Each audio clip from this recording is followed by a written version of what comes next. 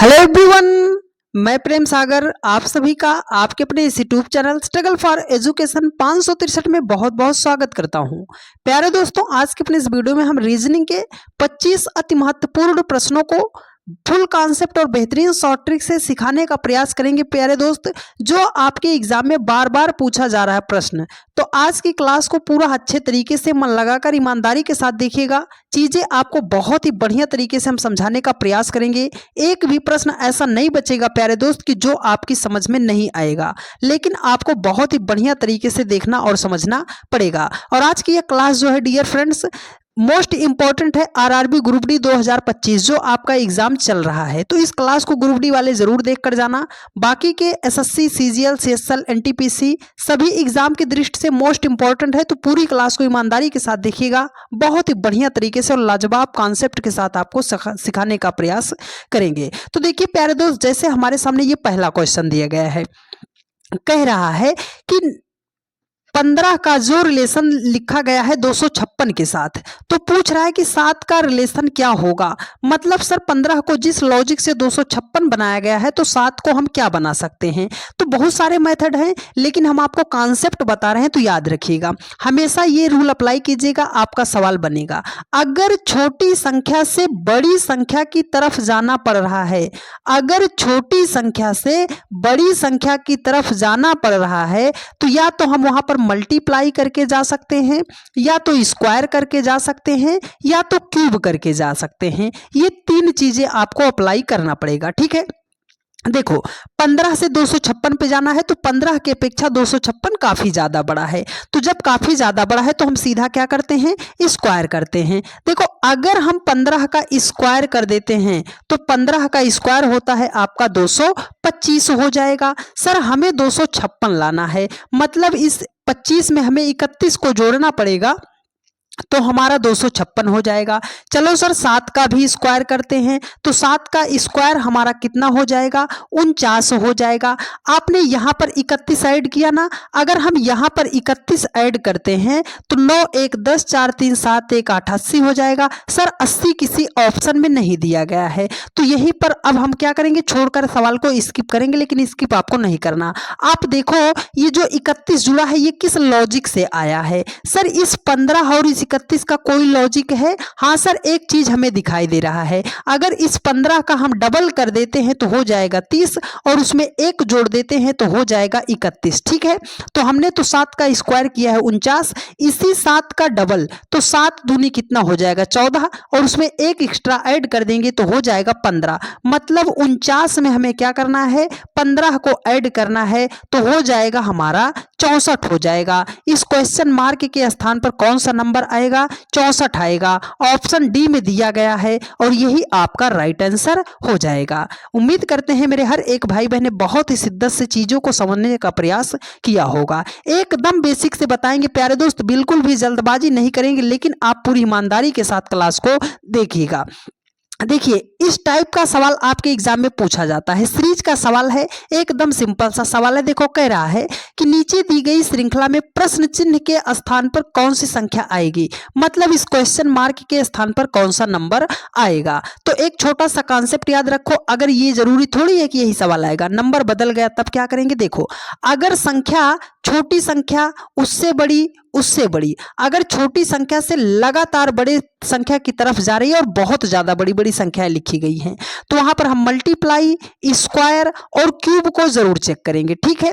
अब दूसरा कॉन्सेप्ट याद रखिएगा कि अगर संख्या पास पास की दी गई है, बहुत ज्यादा गैप नहीं है संख्याओं में, तो उसको हम क्या करेंगे सर, डिफरेंस के लॉजिक से सवाल को सॉल्व करेंगे। किसके लॉजिक से, डिफरेंस के लॉजिक से सवाल को सॉल्व करेंगे। तो देखो 6 है, 10 है, 15 है, 21 है, क्वेश्चन मार्क 36 45, क्या संख्या में बहुत ज्यादा गैप है? नहीं है सर, तो हम उसको डिफरेंस के लॉजिक से सॉल्व करते हैं। देखो अगर 6 से हमें 10 बनाना है, तो सर 6 में 4 जोड़ेंगे 10, 10 से 15 बनाना है सर 5 जोड़ेंगे, 15 से 21 बनाना है सर 6 जोड़ेंगे। तो 21 से आगे जाने के लिए क्या करेंगे, देखो 4 5 6, तो आगे किसको जोड़ना पड़ेगा, 21 में 7 को जोड़ना पड़ेगा। तो 21 7 कितना हो जाएगा, 28। अब 28 में कितना जोड़ेंगे सर, 8 जोड़ेंगे। तो 28 में 8 जोड़ेंगे तो कितना हो जाएगा, 36। यहाँ पर 36 ही लिखा गया है, मतलब 21 में हम 7 जोड़ेंगे तो कितना हो जाएगा, 28 हो जाएगा। इस क्वेश्चन मार्क पे स्थान पर कौन सा नंबर आएगा? 28। ऑप्शन सी आपका राइट आंसर हो जाएगा।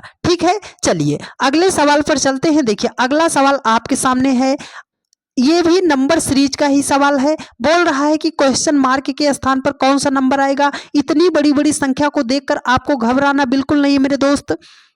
देखो 1095 है, 1072 है, 1049 है, 1026 है, 1003 है। क्या संख्या में बहुत ज्यादा गैप है? सर नहीं है। तो हम लेते हैं डिफरेंस। देखो अगर 1075 से आपको 1072 बनाना है तो कितना माइनस करेंगे सर? 23 माइनस करेंगे। यहां पर भी क्या हो रहा है सर? 23 माइनस हो रहा है। यहां पर भी माइनस कितना हो रहा है? 23 माइनस हो रहा है। मतलब हर एक संख्या से 23 हो रहा है माइनस। तो हम क्या करते हैं, 1003 से 23 माइनस कर देंगे तो कितना हो जाएगा? 980 हो जाएगा। क्या हो जाएगा? 980 हो जाएगा। ऑप्शन बी आपका राइट आंसर हो जाएगा। बात आई समझ में? चलिए अगले सवाल पर चलते हैं। देखिए अगला सवाल जो है आपके सामने, ये है सीरीज का प्रश्न, लेटर सीरीज का प्रश्न है। मतलब क्वेश्चन मार्क के स्थान पर नंबर आपको फाइंड आउट करना है। तो देखो यहाँ पर HLSKJPNHMQFJ दिया गया है। ये सब क्या है सर? एक लेटर दिया गया है। लेटर, जब लेटर है तो इसका हमें प्लेस वैल्यू पता होना चाहिए कि कौन से नंबर पे कौन सा लेटर आता है। चलो सर, H है, H से वो गया है K पे, K से गया है N पे, N से गया है Q पे, तो Q से हमें आगे जाना है। तो H का प्लेस वैल्यू 8 होता है, K का प्लेस वैल्यू 11 होता है, N का 14 होता है, Q का 17 होता है। तो 8 3 11, 11 3 14, 14 3 17, तो 17 3 कितना हो जाएगा? 20 हो जाएगा। 20 पे कौन सा लेटर आता है सर? T। तो T से कौन सा ऑप्शन शुरू? सर ये नहीं शुरू है, मतलब ये आंसर भी नहीं होगा। ठीक है, अब देखो यहाँ पर यल है, यल का 12 होता है। 12 से जे का कितना होता है? 10 होता है। -2 -2 -2, तो यफ का कितना होता है? 6। 6 से 2 माइनस करेंगे, पहुंचेंगे हम 4 पे। 4 पे कौन सा लेटर आता है सर? डी आता है। तो टी डी कहाँ पे है सर? टी डी इसमें है, टी डी इसमें है, सब में है। चलो सर, यस 19 का होता है। 19 से 16 टी पे आने के लिए 3 माइनस 3 माइनस 3 माइनस, तो जे का कितना होता है?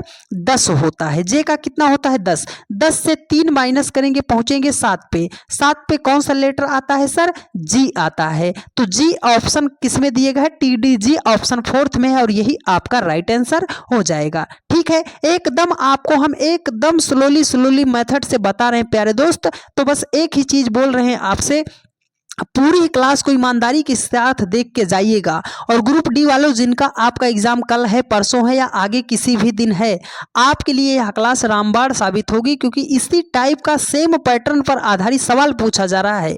एग्जाम में जाइएगा, सवाल बनाइएगा। अगर आपसे ना बने तो आके आप कमेंट कर दीजिएगा कि सर हमसे सवाल नहीं बना, लेकिन उसके लिए आपको बहुत ही गहनता के साथ इस क्लास को देखना समझना पड़ेगा। ठीक है, देखिए कह रहा है कि एक निश्चित कूट भाषा में बोल रहा है 3 को UISFF लिखा गया है, 7 को बोल रहा है TFWFO लिखा जाता है उसी भाषा में, 8 को कैसे लिखा जाएगा। तो देखो यहां पर क्या होता है, टी का प्लेस वैल्यू कितना होता है? 20 होता है। एच का 8 होता है, आर का 18 होता है, ई का 5, ई का 5। उसने कितना लिखा है सर? 21 लिखा है। आई का होता है 9, एस का होता है 19, एफ का होता है 6।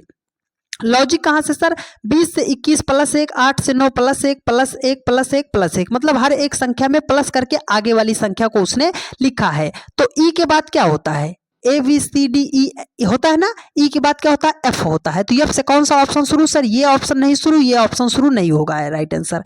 ठीक है, अब लास्ट में आप देखो यहाँ पर यू है, यहाँ पर आई है, तो लास्ट में ऐड कर लेते हैं सर। एफ से शुरू होगा हमारा राइट आंसर। टी के बाद कौन सा लेटर आता है सर?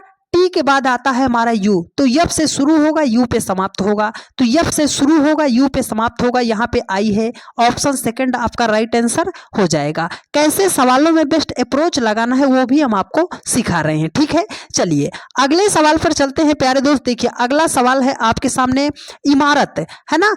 ये इस टाइप का सवाल जो है पजल वाला आपके एग्जाम में भर भर कर पूछा जा रहा है। कम से कम 2 से 3 प्रश्न पूछे जा रहे हैं। तो एक सवाल बता रहे हैं, एकदम बढ़िया तरीके से समझ लो, जिससे आपका सवाल गलत ना हो प्यारे दोस्त, और आपका एग्जाम में एक सवाल पक्का हो जाए।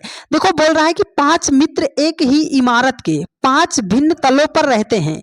इमारत में सबसे निचले तल का क्रमांक 1, उसके ऊपर के तल का क्रमांक 2 है और इसी प्रकार सबसे ऊपरी तल का क्रमांक 5 है। कितने तल दिए गए हैं? 5 तल दिए गए हैं। तो याद रखिएगा, एक फिगर पर आपको काम नहीं करना। 1 2 3 4 5, सबसे नीचे वाली मंजिल 1, फिर 2, उसके बाद 3, फिर 4, उसके बाद क्या है? 5 है।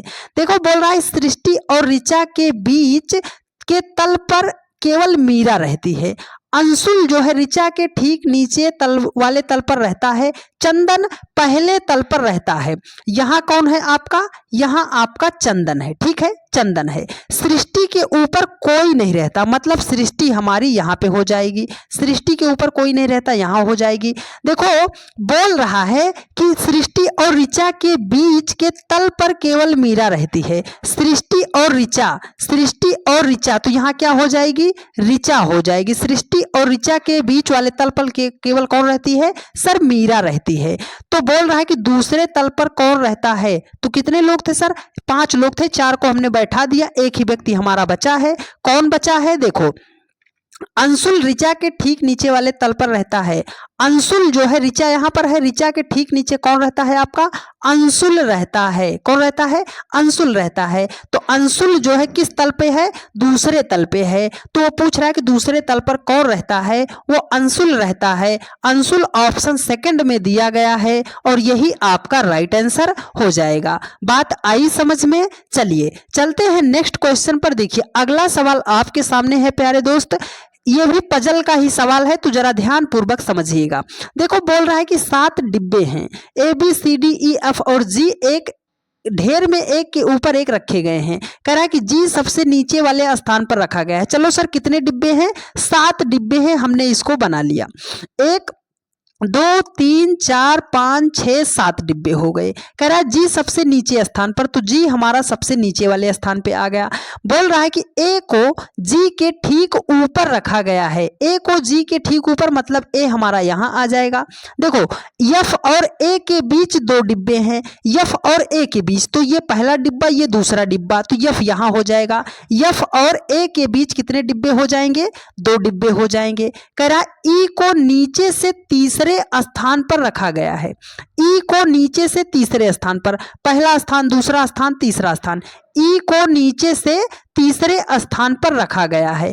देखो बोल रहा है बी को डी के ऊपर रखा गया है। अब यहाँ पे 2 गैप तो कहीं है नहीं, तो हम यहाँ पे सेट करते हैं कि बी को जो है डी के ऊपर रखा गया है। एफ और ई के बीच कितने डिब्बे हैं? सर एफ यहाँ है, ई यहाँ है, तो एफ और ई के बीच कितने डिब्बे हैं? केवल एक डिब्बा दिखाई दे रहा है एफ और ई के बीच। एक जो है कहाँ पे दिया गया? सर ऑप्शन सेकंड में दिया गया है और यही हो जाएगा आपका राइट आंसर। उम्मीद करते हैं मेरे हर एक भाई बहन ने बहुत ही शिद्दत से चीजों को सीखने समझने का प्रयास किया होगा। ठीक है, चलिए चलते हैं नेक्स्ट क्वेश्चन पर। देखिए अगला सवाल आपके सामने है, जवाब देने का प्रयास आप कीजिएगा। देखो कह रहा है कि 7 मित्र हैं, एक वृत्ताकार मेज के चारों ओर केंद्र की ओर मुख करके बैठे हैं। कितने लोग हैं? 7 लोग हैं, लेकिन वृत्त की तरफ बैठे हैं। तो आप बनाओगे कैसे? जैसे हम बना रहे हैं ऐसे बनाओ, सवाल आपका कभी भी गलत नहीं होगा मेरे दोस्त। देखो ये 7 लोग हैं, लेकिन ये किधर बैठे हैं? सर अंदर की तरफ सभी लोग मुख करके बैठे हैं, सब अंदर की तरफ बातें कर रहे हैं मुख करके। ठीक है, देखो सी और डी ई के निकटतम पड़ोसी नहीं है। चलो सर यहां से हम नहीं शुरू करेंगे, आगे बढ़ जाते हैं। देखो कह रहा है यफ, यफ जो है ए के बाएं से दूसरे स्थान पर, ये जो एफ है कहां से बैठाएंगे? ये जो हम सेंटर ड्रा कर दे रहे हैं हमेशा याद रखिएगा, यहीं से हम बैठाएंगे। ठीक है, एफ जो है ए के बाएं से दूसरे स्थान पर, ये जो एफ है बायां, किसके बाएं है? ए के बाएं, ए के बाएं से दूसरे स्थान पर। तो अगर ए को इधर रखोगे तो ये दाहिना हो जाएगा, मतलब इधर रखना है। तो ए को हमने इधर रखा तो ये पहला स्थान, ये दूसरा स्थान। एफ जो है ए के बाएं जो है दूसरे स्थान पर, और शब्द का मतलब क्या होता है? ये पहले वाला। तो मतलब ये जो यफ है वो सी के दाएं से तीसरे स्थान पर है, सी के दाएं से तीसरे स्थान पर, पहला दूसरा तीसरा, मतलब सी के दाएं से ये तीसरे स्थान पर है। ठीक है, अब देखो कह रहा है कि डी एफ के ठीक बाएं और बी के ठीक दाईं ओर बैठा है। ये जो डी है ना, एफ के ठीक बाएं, तो एफ यहाँ है, एफ का बायां यहाँ हो जाएगा। एफ के ठीक बाएं आपका डी है और उसके बाद क्या कह रहा है, बी के दाईं ओर है। तो चलो सर बी के दाईं ओर हो गया। आगे बढ़ो, देखो एक लाइन उसने यहाँ पर बोला था सी और डी जो है ई के निकटतम पड़ोसी नहीं है। तो सर डी तो हमारा सी का निकटतम पड़ोसी नहीं है, तो ई भी हमारा नहीं है, तो ई को यहाँ नहीं बैठा सकते, हम ई को यहाँ पर बैठाएंगे। ठीक है, देखो तो अब 7 लोग थे ना, सब बैठ गए, एक ही व्यक्ति बचा है आपका जी। तो जी के बाएं से दूसरे स्थान पर कौन बैठा है? तो जी के बाएं से दूसरे स्थान पर, सर पहला स्थान दूसरा स्थान, तो जी के बाएं से दूसरे स्थान पर कौन बैठा है? ई बैठा है। ई ऑप्शन 4th में दिया गया है और यही आपका राइट आंसर हो जाएगा। बात आई समझ में? चलिए चलते हैं नेक्स्ट क्वेश्चन पर। चलिए ठीक है, देखिए अगला सवाल आपके सामने है प्यारे दोस्त। देखिए अगला सवाल बढ़िया सवाल है, डायरेक्शन टेस्ट का सवाल है। तो थोड़ा सा आपको हम कॉन्सेप्ट बता दे रहे हैं जिससे आपका सवाल गलत ना हो। देखो जब भी डायरेक्शन का सवाल आता है तो आपको डायरेक्शन कैसे पता होनी चाहिए? सर दिशाएं तो हमारी 4 होती हैं। अगर वो हमसे बोल दिया कि पूरब की तरफ जाता है तो ये मानिएगा जहां आप हो वहीं से वो दाहिने हाथ की तरफ जा रहा है। ठीक है, अगर वो बोल दिया पश्चिम की तरफ तो आपके बाएं हाथ की तरफ जाएगा। अगर वो बोल दिया उत्तर तो आपको हमेशा याद रखना है ऊपर की तरफ जाना है। अगर उसने बोल दिया दक्षिण तो जहां पर हो आप वहीं से नीचे चले जाना, दक्षिण की तरफ आ जाओगे। ये तो रहा डायरेक्शन की बात। तो चले अब सवाल पर। देखो कह रहा है कि श्रुति अपने घर से निकलती है और पश्चिम की ओर 47 मीटर जाती है। श्रुति जो है पश्चिम की ओर निकलती है। हमने मान लिया कि श्रुति यहीं पर खड़ी थी, वो पश्चिम की ओर जाती है, निकलती है और कितना मीटर जाती है? 47 मीटर जो है जाती है। यहां पर पहुंच गई श्रुति, वह मतलब फिर वह दाएं मुड़ती है। दाएं मुड़ने का मतलब ऊपर की तरफ मुड़ जाएगी। ठीक है सर, दाएं मुड़ती है और 18 मीटर चलती है। कितना? दाएं मुड़ती है और 18 मीटर चलती है। वह बाएं मुड़ती है और 53 मीटर चलती है। सर बाएं मुड़ गई और कितना चल दी उसने? 53 मीटर वह चल दी। वह अंतिम में बाएं मुड़ती है और 30 मीटर। देखो यहां से वह बाएं मुड़ गई और कितना मीटर गई? 30। तो इसका मतलब ये तो 18 चली ही चली है, इसमें 12 मीटर वो यहां पर आके पहुंची है। ठीक है, 30 मीटर चलती है। वह उस खंभे से कितनी दूर है जो उसके घर के ठीक 12 मीटर दक्षिण में है? सर उसका घर यहीं पे था क्योंकि वो यहां से चली थी। वो यहां से कितना दूर है उसका खंभा? 12 मीटर दूर यहां पर उसका क्या है? खंभा है। बोल रहा है कि वह उस खंभे से कितनी दूर है, मतलब इस वाले खंभे से ये जो आपकी श्रुति है वो कितनी दूर है? तो सर यहां तक तो ये 47 मीटर गई थी और ये 53 मीटर गई थी। मतलब यही टोटल अगर हम इसे 47 कर लें और इसे 53 कर लें, दोनों को ऐड कर लें तो हमें पता लग जाएगा कि वह कितना मीटर दूर गई थी। तो 4 3 7 है ना, 7 3 10, 5 4 9, एक कितना हो जाएगा? 10। मतलब 100 मीटर क्या है? दूर पे है वो। 100 मीटर ऑप्शन फर्स्ट में दिया गया है और यही आपका राइट आंसर हो जाएगा। बात आई समझ में प्यारे दोस्त? चलिए आरआरबी ग्रुप डी वालों, आप लोगों के लिए हमने आरआरबी ग्रुप डी का संपूर्ण चैप्टर पर आधारित कहां से सबसे ज्यादा प्रश्न पूछे जा रहे हैं उसके लिए हमने एक मैराथन क्लास बनाई है प्यारे दोस्त। जितने भी भाई ने अभी तक उस वीडियो को देखा है सबने एक ही बात कमेंट करके बोला कि सर सारे के सारे क्वेश्चन जो है आपके एक मैराथन क्लास से फंस रहे हैं। तो अगर आपका एग्जाम बाद में है, आज कल है परसों है किसी भी दिन है, तो 3.5 घंटे की वह मैराथन क्लास आप जरूर देख कर जाइएगा प्यारे दोस्त, उसको जरूर कवर कर लीजिएगा। आपके लगभग सवाल वहां से फंस जाएंगे। उस वीडियो का लिंक आपको डिस्क्रिप्शन बॉक्स में दे दिया जाएगा। इस क्लास को देखने के बाद आप उसको जरूर देख लीजिएगा। चलिए अगले सवाल पर चलते हैं। देखो बोल रहा है, ये भी क्वेश्चन है आपका डायरेक्शन टेस्ट का ही। देखो बोल रहा है कि एक पर्यटक पूर्व की ओर 10 किलोमीटर गाड़ी चलाता है। सर हमने मान लिया वो यहीं पर था, पूरब की तरफ जा रहा है तो हमने उसको इस साइड भेज दिया, राइट साइड भेज दिया। 10 किलोमीटर गाड़ी चलाता है, फिर अपने दाएं मुड़ता है। दाएं का मतलब सर नीचे मुड़ जाएगा। कहाँ पहुंचा? 3 किलोमीटर चल के वो यहाँ पे आ गया। ठीक है, फिर वह अपने दाएं मुड़ते हुए पश्चिम की ओर 3 किलोमीटर दूरी तक गाड़ी चलाता है। पश्चिम की ओर मुड़ गया और कितनी किलोमीटर गाड़ी चलाया है? 3 किलोमीटर गाड़ी चलाता है। फिर वह बाएं मुड़ता है और 2 किलोमीटर गाड़ी चलाता है। यहाँ देख रहा था ना, बाएं मुड़ेगा तो किधर जाएगा? सर नीचे की तरफ जाएगा। कितना? 2 किलोमीटर चला के यहाँ पे पहुंच गया। इसके बाद वह अपने दाएं मुड़ता है और 7 किलोमीटर यात्रा करता है। दाएं मुड़ता है तो किधर, इधर मत मोड़ दीजिएगा क्योंकि वो आपके अपोजिट है। आपके अपोजिट है तो मतलब इस दिशा में हो जाएगा। कितना किलोमीटर गया, 7 किलोमीटर। वह अपने प्रारंभिक बिंदु से कितनी दूर और किस दिशा में है, तो प्रारंभिक बिंदु से कितनी दूर और किस दिशा में है, तो प्रारंभिक बिंदु तो ये हो गया सर। वो दिशा किस दिशा में है सर, वो हमारा दक्षिण दिशा में है। किस दिशा में है, दक्षिण दिशा में है। और कितनी दूर है, कितनी दूर वो गया है, तो देखो यहां तक अगर वो आया तो 3 किलोमीटर आया और ये 2 किलोमीटर और चल दिया तो सीधी रेखा में कितनी दूर आ गया, 5 किलोमीटर वो दक्षिण दिशा में हो जाएगा। तो 5 किलोमीटर दक्षिण जो है ऑप्शन सेकंड में है और यही होगा आपका राइट आंसर। ठीक है, चलिए चलते हैं नेक्स्ट क्वेश्चन पर। देखिए अगला सवाल आपके सामने है, कह रहा है कि निम्नलिखित प्रश्न में दिए गए विकल्पों से संबंधित अक्षरों का चयन कीजिए। यह है लेटर एनालॉजी का सवाल।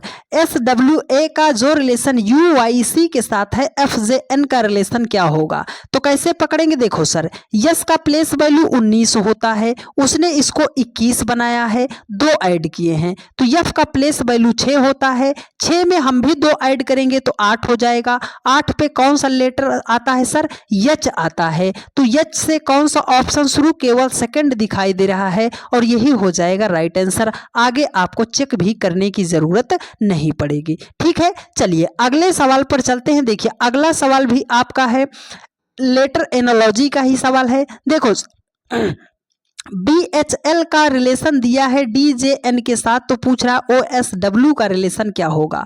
तो सर B से अगर हमें D पे जाना है, सर B के बाद C के बाद D, मतलब एक लेटर को छोड़कर दूसरा लिखा गया है। तो O के बाद क्या आता है सर, P आता है। P को हम नहीं लिखेंगे, उसके बाद कौन सा लेटर आता है, Q। तो Q से कौन सा ऑप्शन शुरू, केवल सेकंड है और यही राइट आंसर हो जाएगा।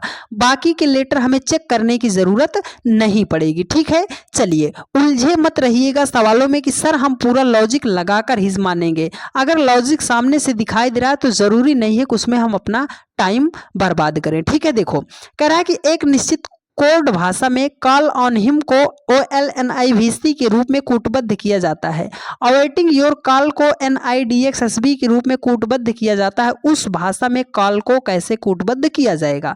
देखो जब भी कोडिंग डिकोडिंग का इस टाइप का सवाल आता है, सिर्फ मेरा एक छोटा सा वर्ड याद रख लो, आपका सवाल हो जाएगा। कॉमन, कॉमन का मतलब उभयनिष्ठ, उभयनिष्ठ का मतलब कोई ऐसा संख्या, नंबर, व्यक्ति, पर्सन कुछ भी हो जो कम से कम एक जगह से 2 जगह आपको दिखाई दे जाए, उसे हम बोलते हैं कॉमन। ठीक है, देखो सर तो यहां पर हमें कॉमन क्या दिखाई दे रहा है, इसमें अगर हम ढूंढते हैं तो कॉल ऑन हिम दिखाई दे रहा है, अवेटिंग योर कॉल दिखाई दे रहा है। तो यहाँ पर क्या दिखाई दे रहा है सर, कॉल दिखाई दे रहा है, यहाँ पर कॉल दिखाई दे रहा है।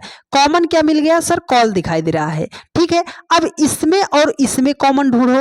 OLNIVC NIDXSB, इसमें क्या दिखा, NI, इसमें क्या दिखा, NI मिला है, कोडिंग में NI मिला है और जो आपके सामने वर्ड लिखा गया उसमें कॉल मिला है। मतलब NI के लिए हम क्या लिख सकते हैं, कॉल लिख सकते हैं। तो उसने पूछा क्या सर, कॉल को ही तो पूछा है, तो कॉल के लिए कोडित क्या होगा, NI होगा और यही आपका राइट आंसर हो जाएगा। ठीक है, मुश्किल नहीं होते हैं, बस ये टाइम टेकन होते हैं, आपको समझने की दिक्कत है बस थोड़ी सी। ठीक है, देखो कह रहा है कि मोहन एक कक्षा में ऊपर से 7वें और नीचे से 28वें स्थान पर है। कक्षा में कुल कितने छात्र हैं।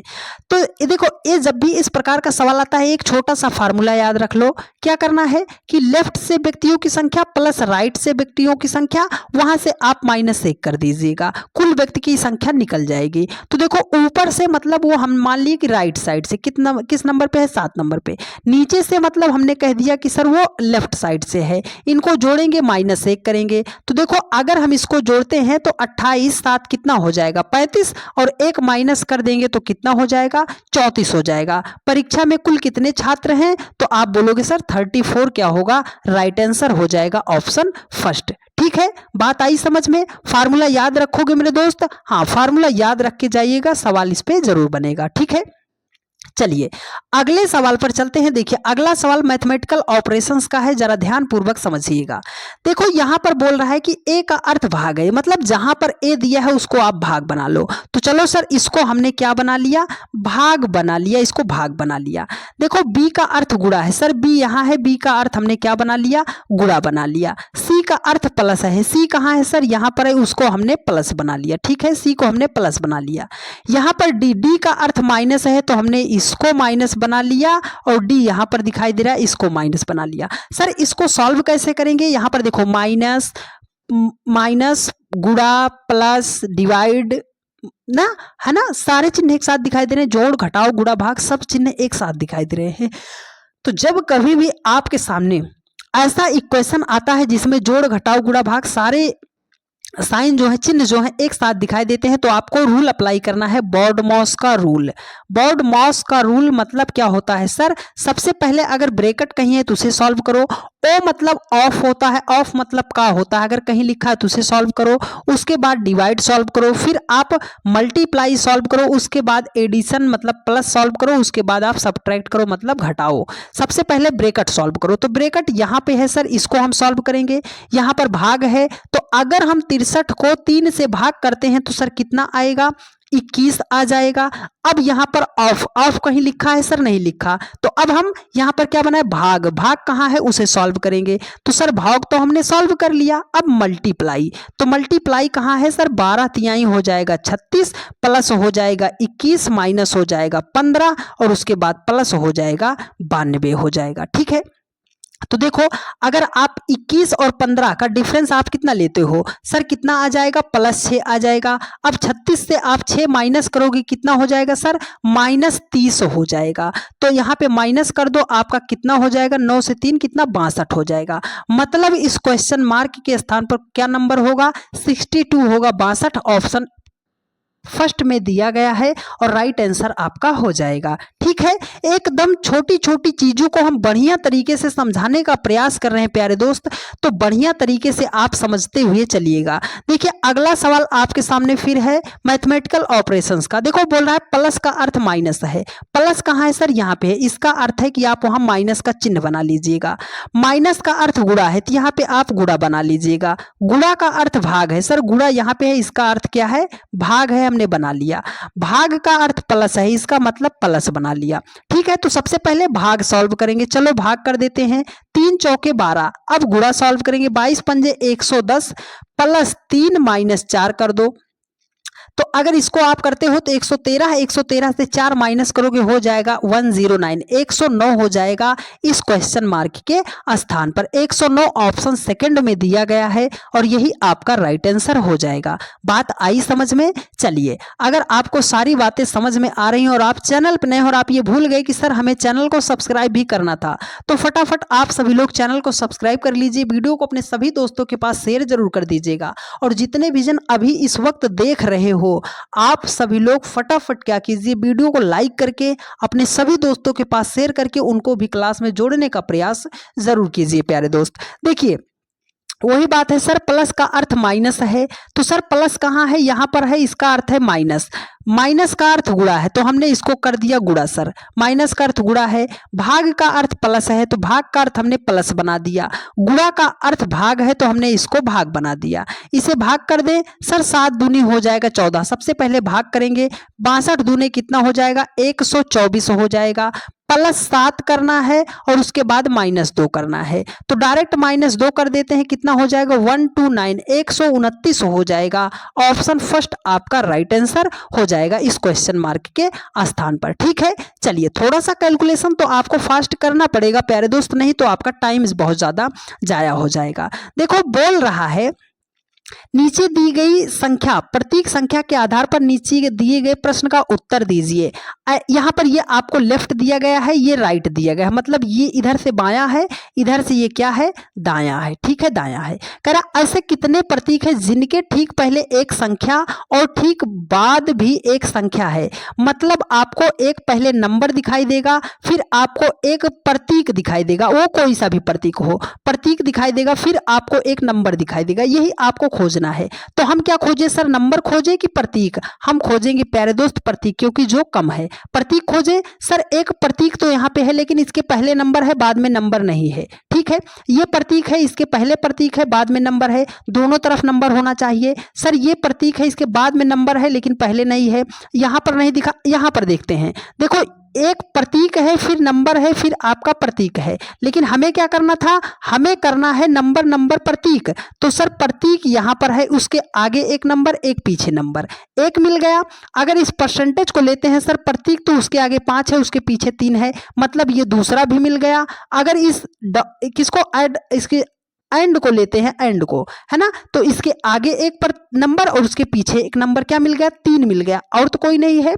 कह रहा है तो कितने नंबर आपको दिखाई दे रहे हैं, ऐसे कितने प्रतीक हैं सर, 3 है। 3 ऑप्शन फर्स्ट में दिया गया है, राइट आंसर हो जाएगा। इस सवाल में कुछ भी नहीं है, बस ये आपको थोड़ा सा इसलिए दिया गया है कि जल्दबाजी में आप इस सवाल को गलत कर दो। और ग्रुप डी में कम से कम 2 प्रश्न इस टाइप के पूछे जा रहे हैं, तो जरा ध्यान पूर्वक आप समझिएगा इस सवाल को प्यारे दोस्त, ठीक है। एग्जाम हॉल में बढ़िया मन लगाकर इन सवालों को सॉल्व कीजिएगा, नहीं तो होते तो आसान है, आपने देखा, लेकिन जल्दबाजी के चक्कर में सवाल आपका हाथ से फिसल जाएगा मेरे दोस्त, ठीक है।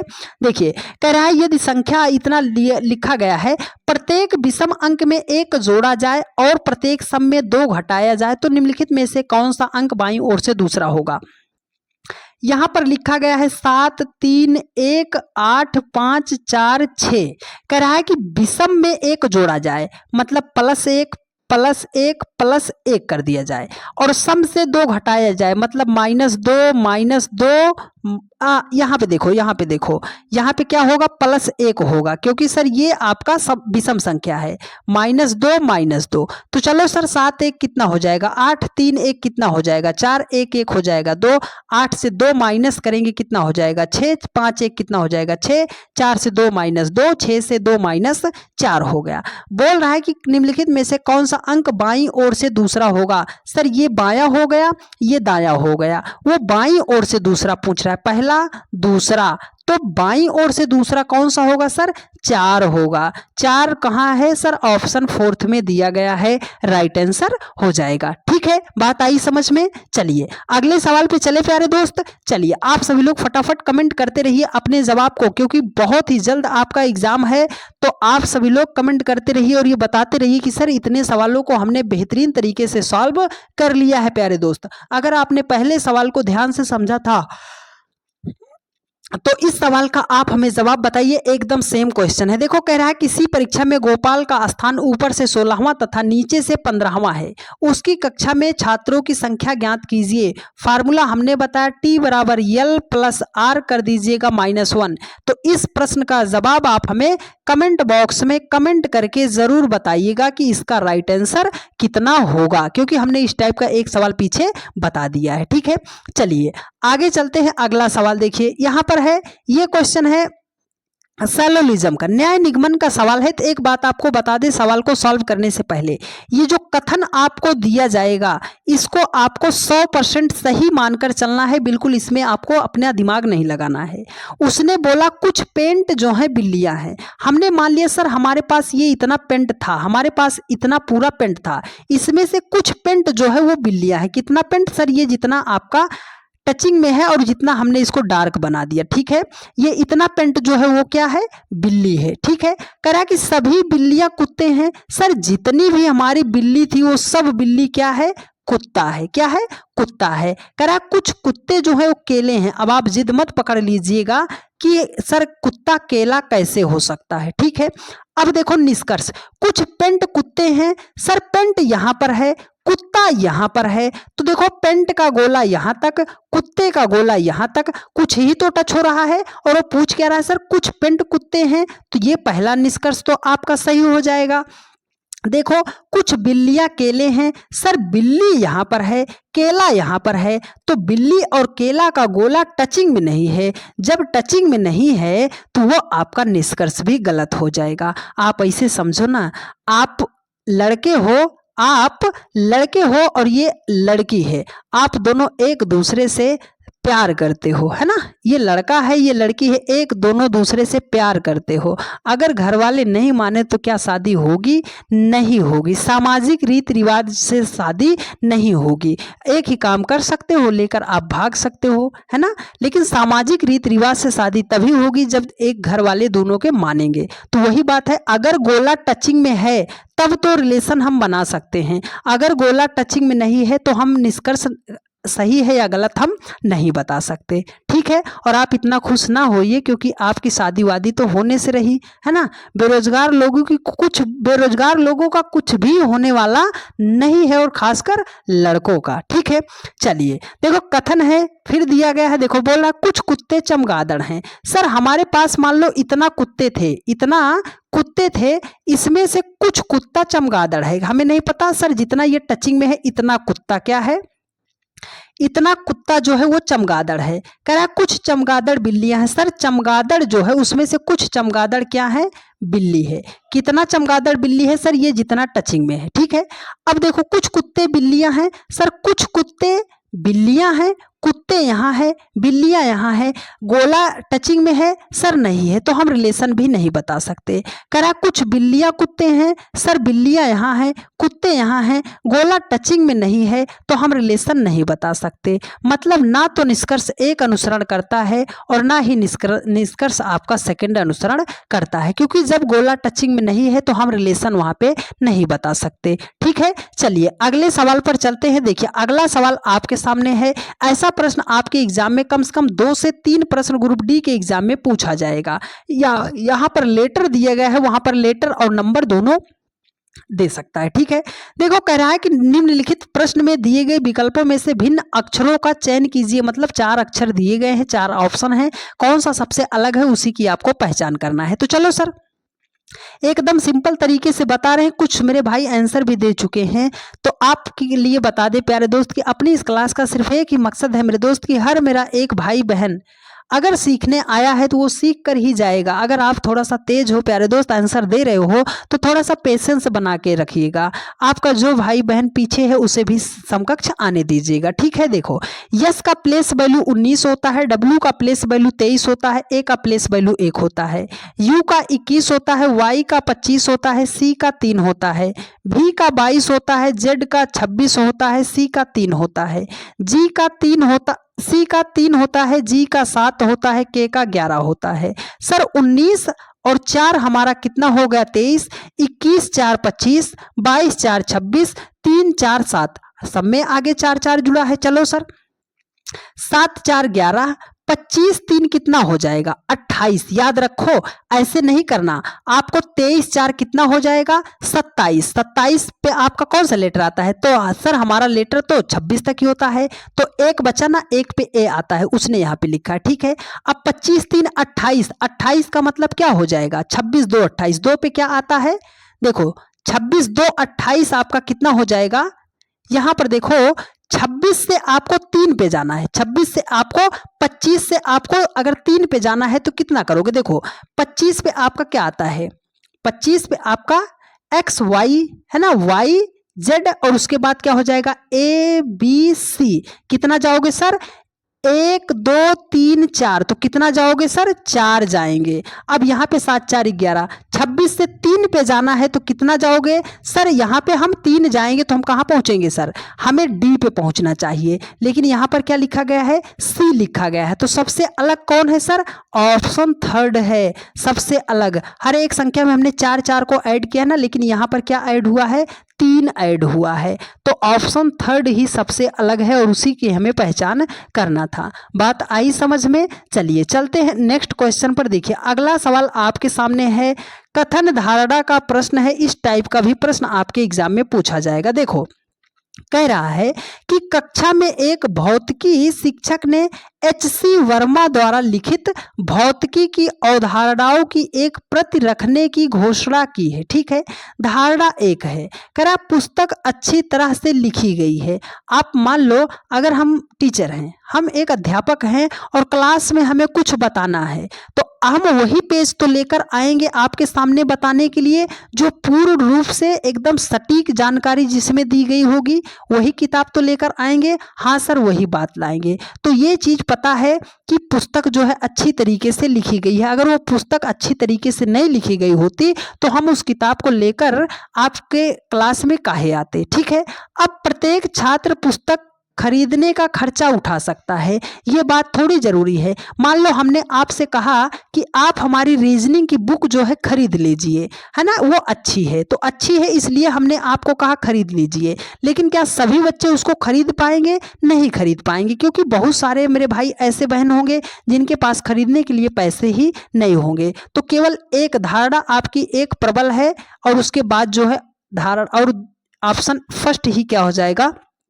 राइट आंसर हो जाएगा। ठीक है, चलिए अगला सवाल है आपके सामने, जरा ध्यान पूर्वक समझिएगा। देखो, कह रहा है कि कथन दिया गया है, समय आने पर प्रत्येक क्षेत्र में पुरानी पीढ़ी को युवा पीढ़ी के लिए पीछे हटना चाहिए। मतलब जैसे आपके पिताजी हैं और आप हो, ठीक है, आपके पिताजी हैं और आप हो, ठीक है, आप हो। करा कि पुरानी पीढ़ी किसी भी क्षेत्र में उपयोगी नहीं है, आपके पिता किसी भी क्षेत्र में उपयोगी नहीं है, ये बात तो सरासर गलत है सर।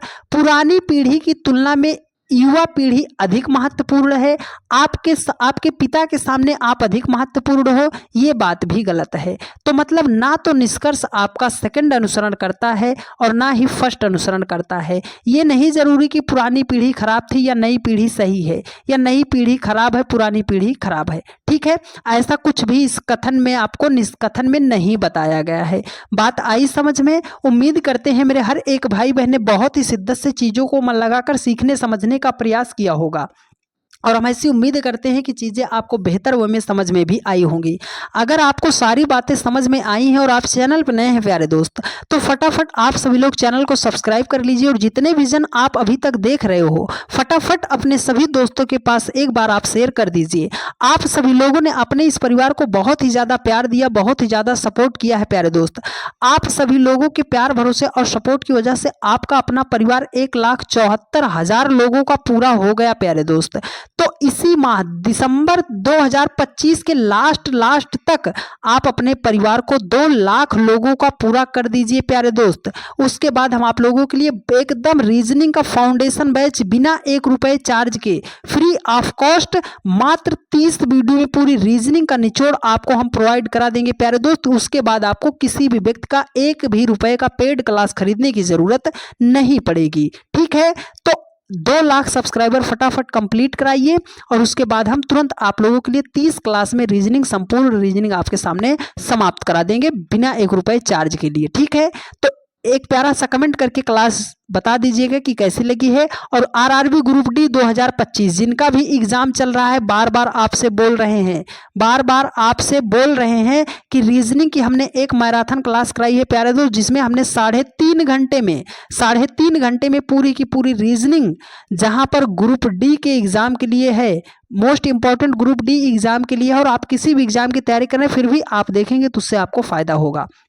ठीक है, महज 3.5 घंटे के मैराथन क्लास में हमने संपूर्ण रीजनिंग को वहां पर लपेट दिया है, एकदम बेहतरीन तरीके से समझाया है प्यारे दोस्त। तो उसका लिंक आपको डिस्क्रिप्शन बॉक्स में दे दिया जाएगा, आप वहां से देख लीजिए। आपके ग्रुप डी के एग्जाम में उस एक क्लास से ये मान के चलिएगा कि 22 से 25 क्वेश्चन आपके भिड़ेंगे प्यारे दोस्त, तो भिड़ेंगे मात्र 3.5 घंटे में 25 नंबर आपको मिल रहे हैं, और क्या चाहिए आपको। ठीक है, तो आप सभी लोग क्लास को देख लीजिएगा और शेयर करके जरूर बताइएगा, और पेपर दे के आइएगा तो कमेंट आके जरूर कीजिएगा कि कितने क्वेश्चन आपके फंसे हैं। ठीक है, डेली के रात 8:45 पर यह क्लास चलती है। 8:45 पर क्लास चलती है, आप टाइम भूल जाते हो प्यारे दोस्त। ठीक है, 8:45 पर क्लास चलती है, तो जहां कहीं पर भी रहा कीजिए, चैनल को सब्सक्राइब करके नोटिफिकेशन का इंतजार मत किया कीजिए। 8:45 पर तुरंत आप क्लास में आके जुड़ जाया कीजिए। मिलते हैं आप लोगों से नेक्स्ट वीडियो में, धन्यवाद।